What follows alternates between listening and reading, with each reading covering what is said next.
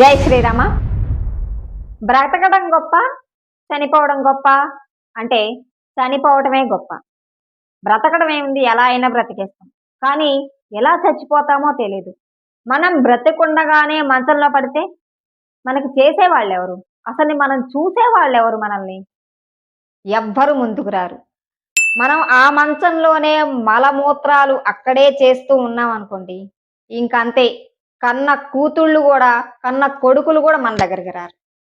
డబ్బులిచ్చి కొంచెమైనా చేయండమ్మా అన్నా కూడా డబ్బులకు కూడా ఆశపడి ఎవ్వరు రారు. అలాంటి పరిస్థితుల్లో మనం పడకూడదు అంటే, ఈ శరీరంలో శివం ఉండగానే మనం దైవ సన్నిధిలో గడపాలి. ఆ దైవ నామస్మరణ తప్పనిసరి.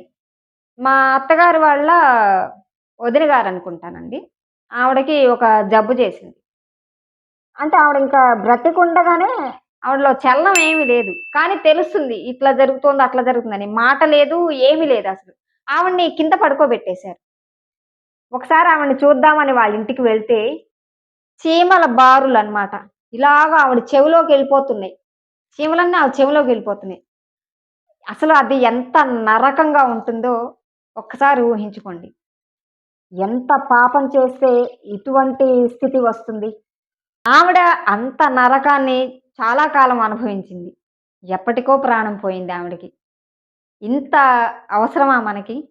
మనం బ్రతికుండగానే ఆ దేవుణ్ణి మనం నమ్ముకొని ఉంటే, ఆ దైవ నామస్మరణ మనం చేస్తూ ఉంటే కొద్దిగైనా మనకి మోక్షం వచ్చి, ఇటువంటి స్థితుల నుంచి మనం బయటపడగలిగే అవకాశం ఉంటుంది.